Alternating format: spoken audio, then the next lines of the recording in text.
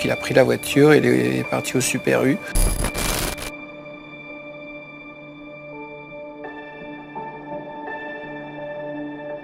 Et ensuite à la boulangerie, et puis après plus rien, voilà, aucune trace, ni de la voiture, ni de lui. C'est comme si le temps s'était brusquement figé pour Éric Forêt le 16 septembre 2016 à 12h30. Régis a le sentiment qu'on le soupçonne d'avoir joué un rôle dans la disparition d'Éric. Vous pouvez tout à fait imaginer que Éric, ce jour-là, ait rencontré un homme qui lui aurait fait du mal.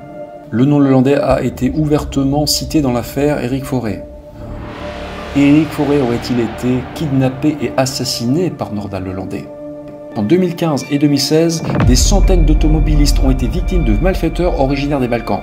Plus de 6 ans après la disparition d'Éric Forêt, le mystère demeure total.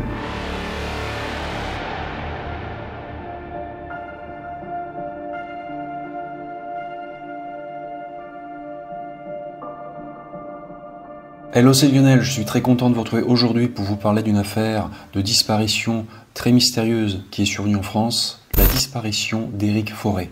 Je vais tout vous expliquer dans quelques instants, mais avant toute chose, si vous aimez mon contenu, si vous pensez que ces vidéos sont utiles, je vous remercie de vous abonner à la chaîne en activant la cloche afin d'être prévenu de la sortie des futures vidéos. Merci à ceux qui le feront. On commence par la présentation des faits. On va remonter en 2015 et on va partir à Nancy, dans le nord-est de la France. À l'époque, Éric Forêt a 45 ans. Mesurant 1m91 pour 85 kg, Éric travaille comme représentant en vin et mène une existence paisible à Nancy où il vit avec son épouse et ses 2 enfants mineurs. Une existence paisible en apparence seulement, parce que Éric porte un secret. Il est homosexuel. Issu d'un milieu bourgeois et traditionnaliste, Éric n'a jamais osé avouer sa sexualité à sa famille, qui ne l'aurait pas accepté, selon lui. Il a donc choisi de cacher les choses. Mais en 2015, rien ne va plus dans son couple, et Éric décide de divorcer. Il a rencontré l'amour. Il a eu un coup de foudre avec Régis, le gérant d'un spa salon de massage de Nancy. Régis considère sa relation avec Éric comme sérieuse. Le couple est très amoureux, et pour Éric, il devient urgent de quitter Nancy pour protéger sa vie privée. Même s'il adore ses enfants, Éric veut s'éloigner de sa famille dont il craint le regard jugeur. Il se trouve qu'il a eu un coup de cœur pour la vallée du Rhône lors de déplacements professionnels et vu qu'il vient d'être remercié par son employeur suite à une faillite avec une confortable prime de licenciement, Éric peut changer de région. Une fois le divorce prononcé, Éric part donc s'installer dans le département de la Drôme. Il déniche une maison à Chatuzange-le-Goubet, une commune paisible à 25 km au nord-ouest de Valence. Emballé aussi par l'endroit, Régis décide de tout plaquer à Nancy pour rejoindre son ami dans la Drôme. Début 2016, le couple emménage ensemble à Chatuzange-le-Goubet et démarre une nouvelle vie au soleil. Entouré de parcelles agricoles, la municipalité d'environ 5000 habitants est plutôt tranquille. Les 2 hommes se présentent comme colocataires par discrétion. Dans le sud, Éric et Régis ont trouvé leur petit coin de paradis. Ils s'investissent énormément dans la rénovation de leur maison et ont une relation fusionnelle. Sortant tous les deux d'une relation compliquée, ils connaissent à nouveau le bonheur. Et ils partagent de beaux projets. Ouvrir un restaurant et même se marier. Et c'est Éric qui a suggéré l'idée du restaurant. Ce projet professionnel paraît réalisable dans la mesure où Éric a été pâtissier et Régis a déjà travaillé dans le domaine de la restauration. Même s'il a retrouvé la joie de vivre dans le sud de la France, Éric n'oublie pas pour autant sa vie d'avant. Tous les mois et demi, il remonte à Nancy pour voir ses enfants. Et il a la boule au ventre parce qu'il n'arrive toujours pas à avouer la vérité au monde de sa famille. Éric craint que son ex-femme ne l'empêche de voir ses enfants. Selon toute vraisemblance, l'ex-épouse d'Éric est au courant de sa relation avec Régis parce que l'ex-compagnon de Régis l'a informé de sa nouvelle relation sentimentale. À Chatuzange-le-Goubet, Éric et Régis sont sur un nuage. Pour se détendre, quand ils ne bricolent pas dans la maison ou dans le jardin, ils font de la randonnée en montagne avec leur lévrier. Les 2 amoureux prospectent aussi le secteur pour dénicher le lieu qui accueillera leur futur restaurant. Le couple signe un premier compromis de vente pour un local à Romans-sur-Isère, la commune voisine de Chatuzange-le-Goubet. Ils versent un chèque de caution de 7 200 €, mais le projet échoue parce que le local présente des vices cachés. Éric et Régis recommencent donc leur recherche immobilière et après l'été 2016 trouvent un nouveau local à Romans-sur-Isère. La signature du compromis de vente est prévue le 16 septembre 2016. Nous sommes maintenant le vendredi 16 septembre 2016 et la journée commence comme une journée ordinaire. Éric et Régis discutent toute la matinée de leur projet de restaurant chez eux. Ils ont d'ailleurs rendez-vous avec leur avocat à 15 h cet après-midi-là pour signer le compromis de vente et récupérer le chèque de caution de 7 200 €. celui du premier projet immobilier avorté.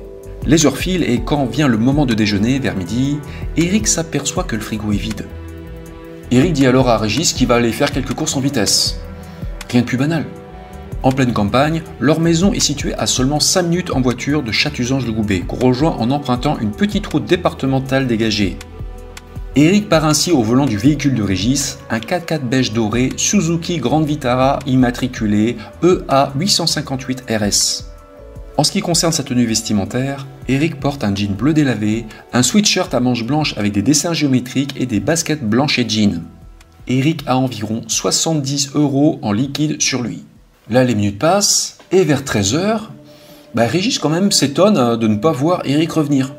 Il trouve que le temps commence à être long. Il appelle donc sur son téléphone portable, seulement il tombe directement sur sa messagerie vocale. Et pour Régis, tout de suite, ça n'est pas normal.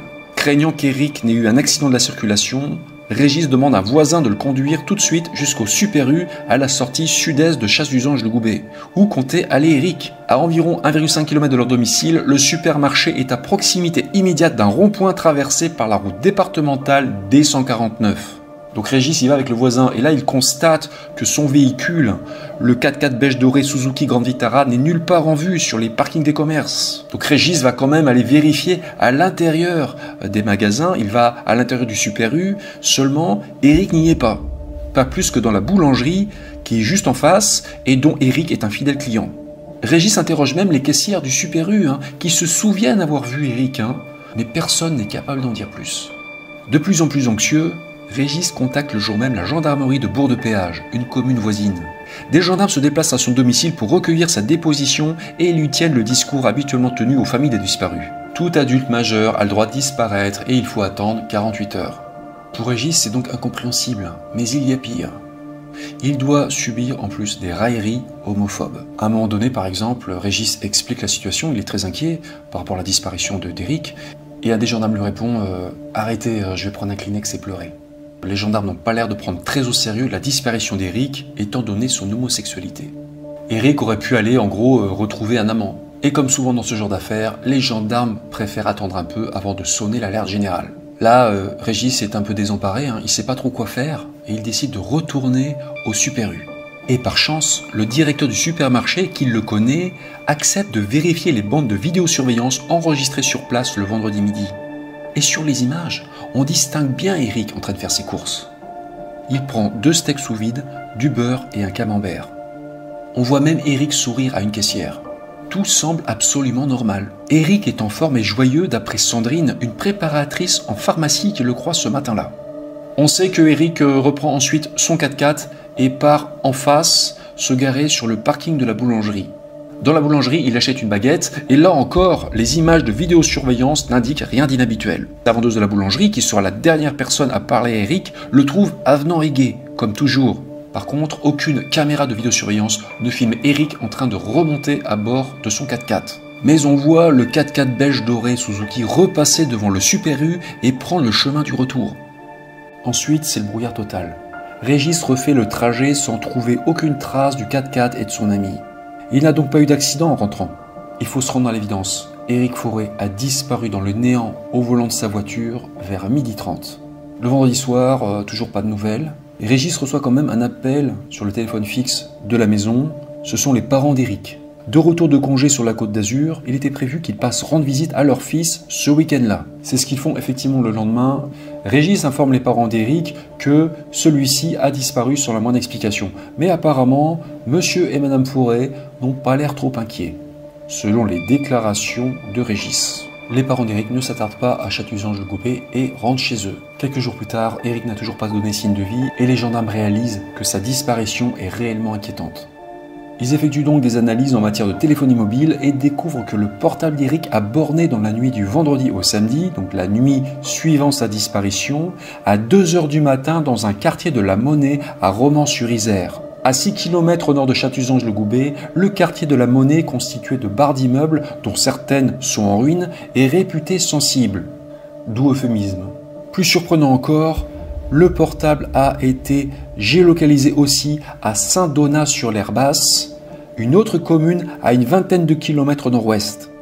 C'est très étrange parce que Eric n'avait strictement aucune raison d'aller là-bas. Régis a bien précisé que Éric n'était pas un oiseau de nuit. C'était pas quelqu'un qui aimait sortir, faire la fête. C'était plutôt quelqu'un de casanier, je pense. Et d'après Régis, Éric n'est pas parti de son plein gré.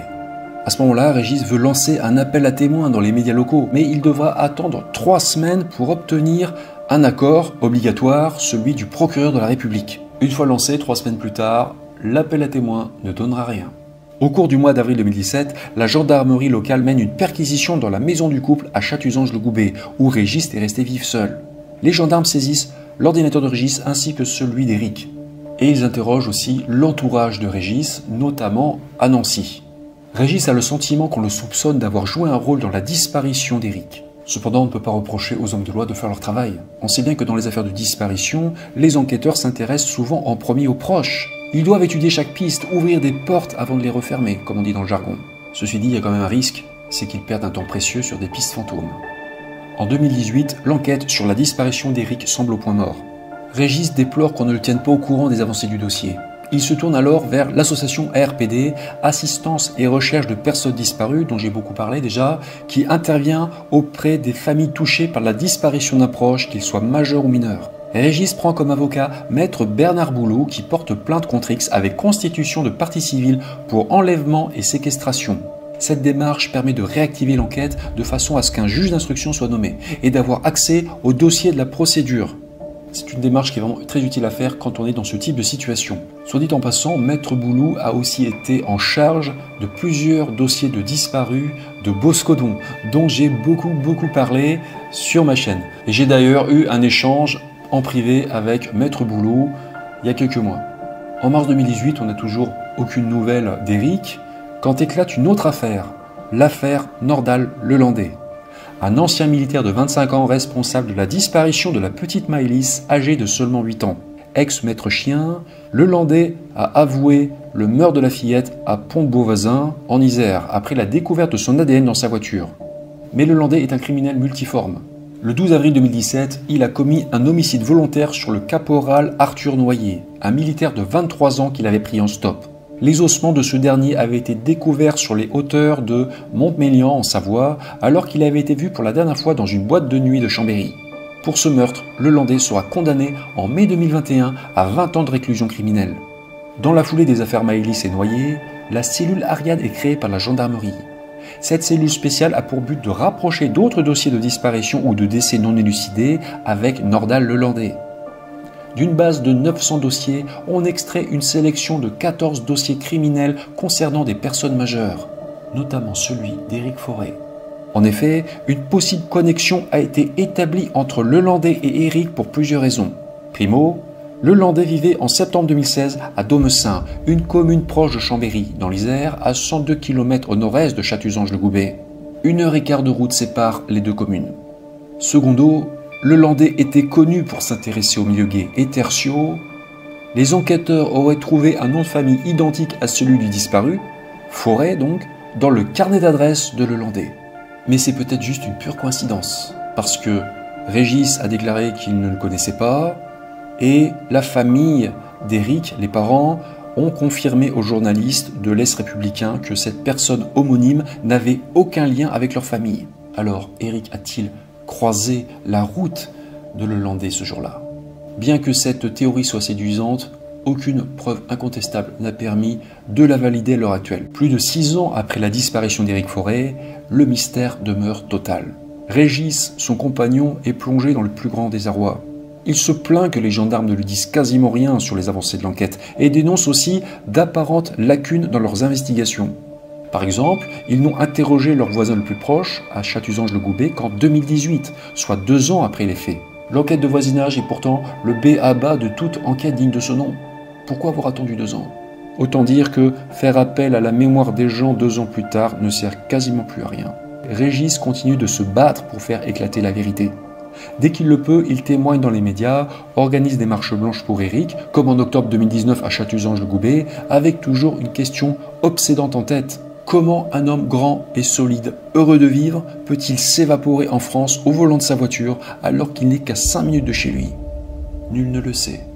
Mais ce dossier prouve que c'est malheureusement possible. Voilà pour les faits, nous allons maintenant passer à la partie commentaires et analyse. Ce qui frappe dans l'affaire Éric Forêt, c'est la rapidité avec laquelle il a disparu de la surface de la Terre. Et cette brutalité contraste avec la douceur de vivre de Chatusange-le-Goubet, où la vie s'écoule doucement. C'est comme une grande famille, a déclaré une habitante. Ce dossier est particulièrement mystérieux parce que, et ça n'est pas si courant, un homme d'1,91 m s'est volatilisé avec son 4x4 et on n'a jamais rien retrouvé. On peut d'ailleurs se demander si la clé du mystère ne réside pas dans le véhicule plutôt que dans la personnalité d'Éric. C'est ce que j'ai tendance à penser, je vous présenterai cette théorie un peu plus tard dans la vidéo. Dans cette affaire, des dysfonctionnements et des comportements sont à regretter. Il y a eu, et ça c'est très classique malheureusement dans les affaires de disparition mystérieuse, un retard à l'allumage. On a perdu beaucoup de temps au début, et le retard pris au départ d'une enquête ne se rattrape jamais. Comme déjà dit dans d'autres vidéos, toute personne majeure a le droit de disparaître sans en informer ses proches.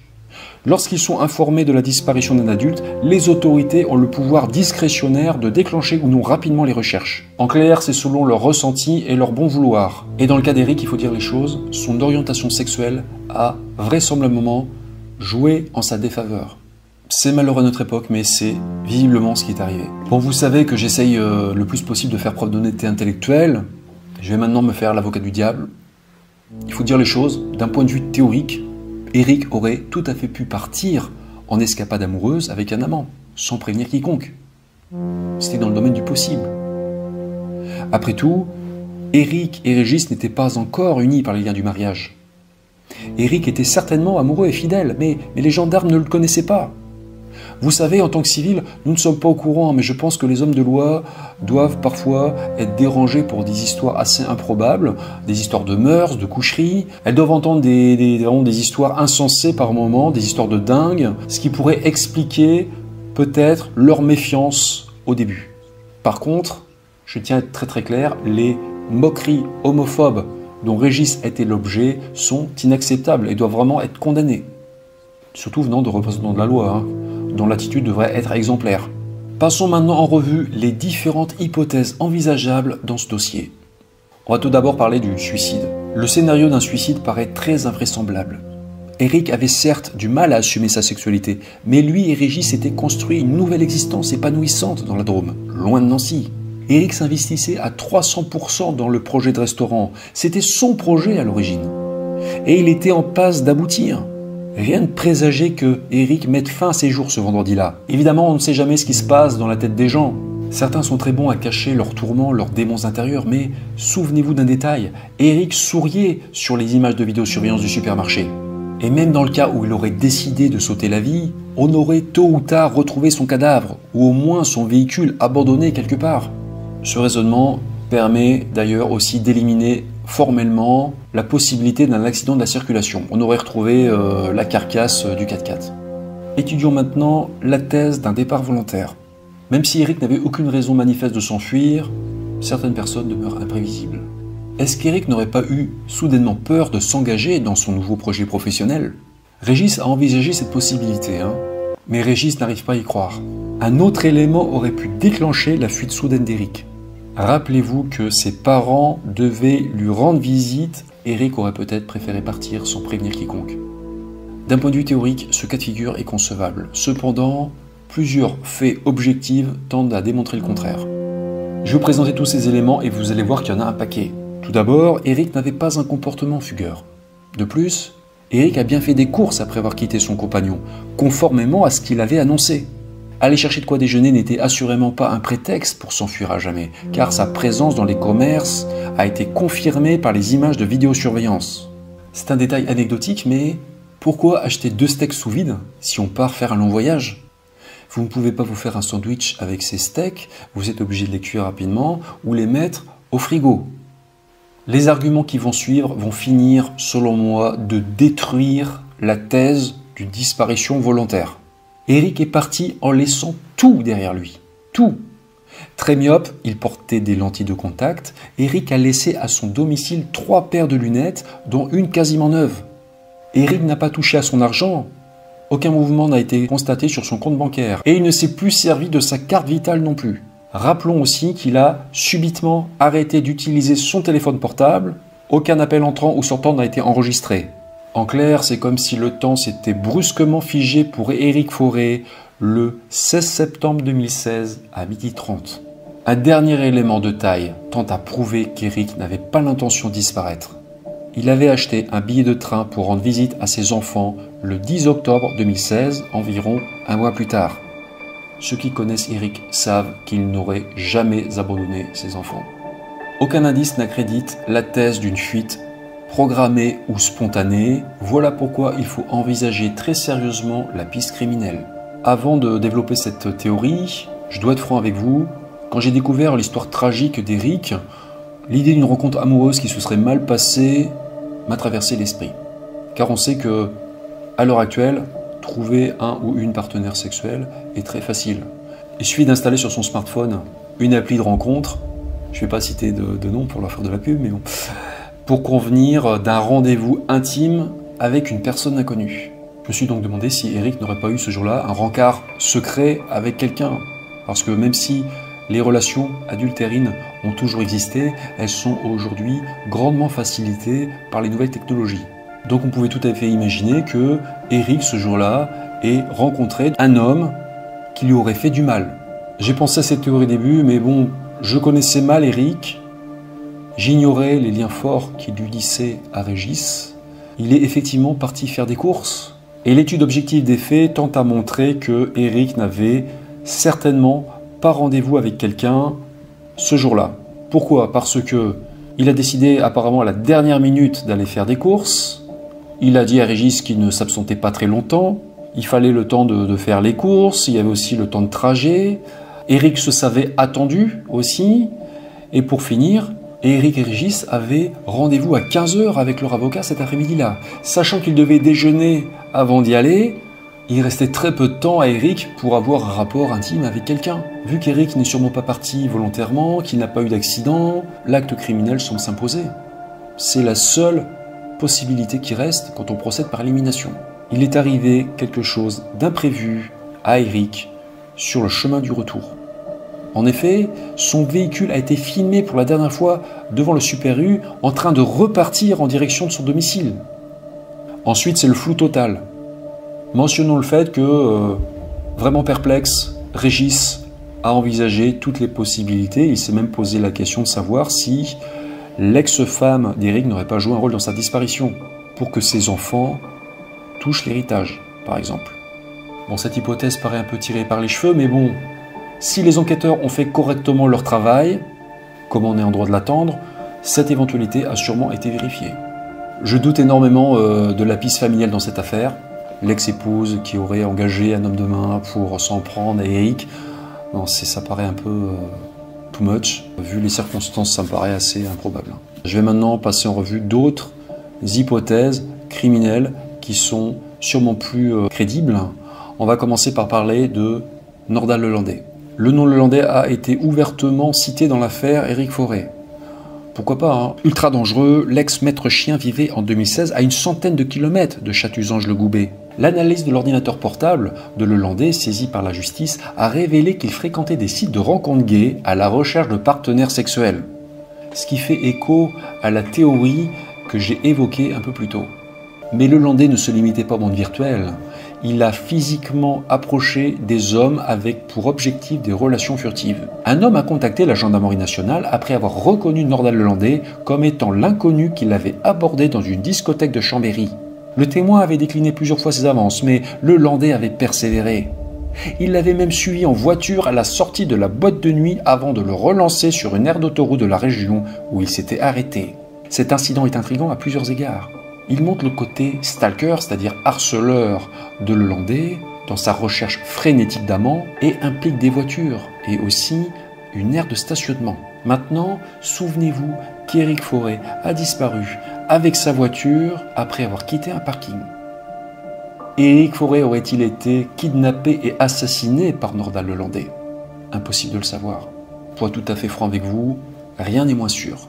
Parce que, même si le personnage Lelandais est assez peu recommandable, il serait trop aisé de lui coller toutes les disparitions irrésolues de France sur le dos. Et puis il y a pas mal de points qui collent pas. Aucun individu à l'attitude suspecte n'a été repéré à proximité des commerces fréquentés par Éric le jour de sa disparition. Personne ne se souvient avoir vu Lelandais à proximité.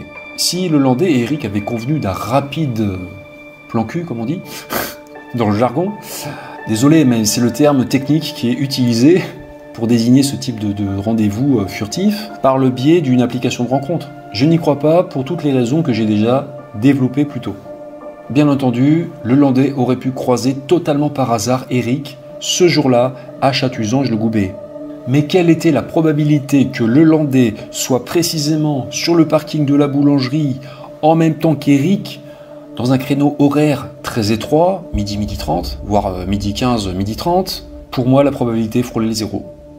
Au stade actuel de nos connaissances, la piste Nordal-le Landais n'a pas été refermée dans ce dossier. Moi je n'y crois pas trop. On va maintenant étudier une dernière théorie, c'est celle que je privilégie dans ce dossier, c'est celle qui me semble la plus plausible, celle d'un carjacking. Pour tenter d'éclairer un peu ce mystère, je pense qu'il faut revenir à la base, il faut se concentrer sur les faits basiques, à savoir que Eric s'est volatilisé avec un bien de valeur, un 4x4 Suzuki Grande Vitara. À mon avis, c'est très important, c'est peut-être même crucial dans ce dossier, parce que si la disparition d'une personne est une chose, la disparition d'un gros véhicule en est une autre. Moi, je me demande si la clé du mystère de la disparition d'Eric ne résiderait pas dans ce véhicule. Parce qu'on peut tout à fait imaginer qu'une aussi belle voiture ait attiré les convoitises. Le 4x4 était en plus d'une couleur voyante, beige doré. Il ne devait pas passer inaperçu.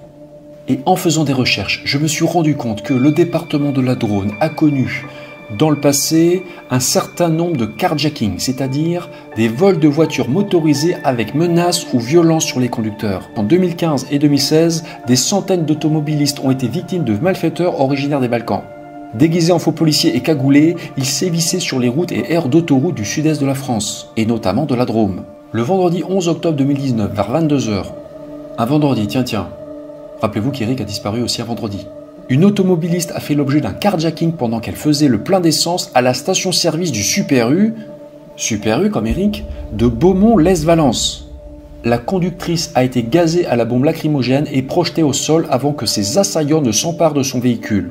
Soulignons le lieu de l'agression, le Super U de Beaumont-lès-Valence, distance seulement d'une trentaine de kilomètres de Chatuzange-le-Goubet. Donc c'était tout près du lieu de domicile d'Eric, c'était sur le parking d'un Super U, c'était un vendredi, etc. Et c'est pas fini. Le mercredi 28 octobre 2020, un jeune automobiliste a été attaqué peu avant 14 h à la station-service Avia de Romans-sur-Isère, au sein du quartier de la Monnaie. Ça vous rappelle quelque chose peut-être ? La victime a reçu des coups de crosse à la tête et à l'abdomen, nécessitant son hospitalisation. Ce fait divers résonne étrangement quand on se souvient que Romans-sur-Isère est la commune voisine de Chatuzange-le-Goubet, où le téléphone portable a été géolocalisé après sa disparition, dans un quartier chaud en plus. Alors moi je pose la question, est-ce que Eric aurait été victime d'un carjacking le vendredi 16 septembre 2016, étant donné que le 4x4 Suzuki Grande Vitara ne lui appartenait pas, il appartenait à Régis, est-ce qu'Eric n'aurait pas résisté à ses agresseurs? Ça peut être une explication.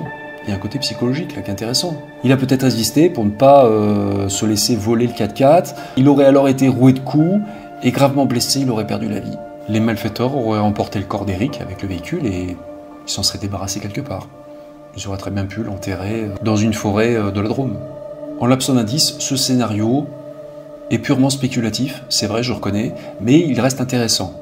Parce que il est certifié que le 4x4 Suzuki est repassé devant le Super U vers 12h30 et qu'il partait en direction du domicile d'Eric, mais était-il réellement conduit par lui? On n'en sait rien au final. Le problème, c'est que des vérifications potentiellement cruciales n'ont pas été faites. D'après Régis, les bandes de vidéosurveillance du Super U et de la boulangerie de Chatuzange-le-Goubet n'ont jamais été saisies et exploitées par la gendarmerie. On aurait alors pu identifier les personnes éventuellement présentes sur le parking en même temps qu'Eric. Aujourd'hui, c'est malheureusement trop tard, toutes les images ont été effacées en 2016. Quand on sait que les gendarmes auraient pu récupérer ces bandes de vidéosurveillance en moins de 48 heures, c'est pour le moins rageant. D'autres cas de figure que celui d'une attaque sur le parking de la boulangerie sont possibles. Si Eric est bien reparti seul au volant du 4x4, on a aussi pu lui tendre un piège sur le chemin du retour. Des malfaiteurs se faisant passer pour des faux policiers circulant par exemple dans un véhicule avec un gyrophare auraient pu l'intercepter sur la route départementale qui mène à son domicile. Ou alors un faux autostoppeur aurait aussi pu entraîner Eric dans un guet-apens.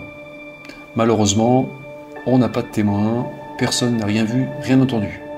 Enfin du moins, personne ne s'est manifesté auprès des forces de l'ordre. J'en arrive maintenant à ma conclusion.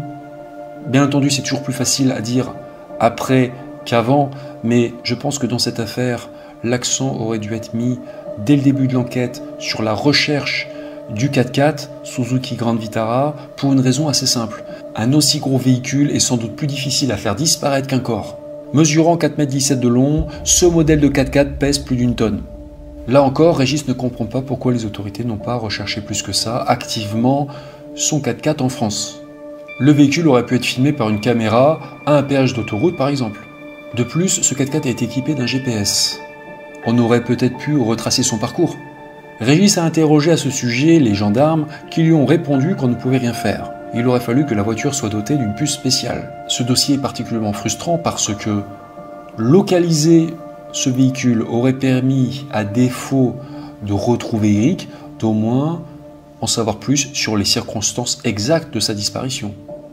Bon, il faut être réaliste, si le 4x4 que conduisait Eric ce jour-là a été ciblé par un réseau de trafic international de voitures volées en septembre 2016, il a été très rapidement exfiltré à l'étranger. Le retrouver aujourd'hui est peine perdue. Voilà, donc c'est un dossier qui est extrêmement compliqué, qui est mystérieux.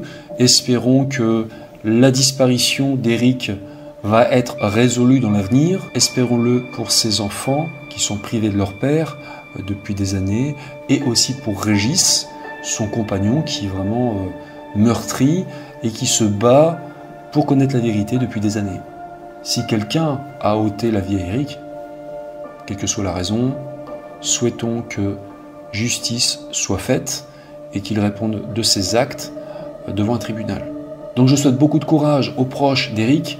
Bien entendu, si vous avez vu Eric Forêt, ou si vous détenez la moindre information utile dans cette affaire, contactez la gendarmerie de Bourg-de-Péage.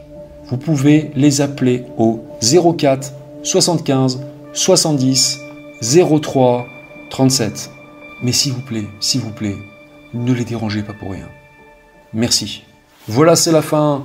Merci de penser à vous abonner à la chaîne si ça n'est pas encore le cas. Je tiens aujourd'hui à faire un petit coucou, à remercier chaudement mes modérateurs, la team Camille qui m'apporte une aide précieuse.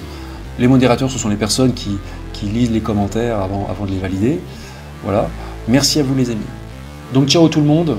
On va se retrouver bientôt pour de nouveaux mystères et en attendant, ne disparaissez pas.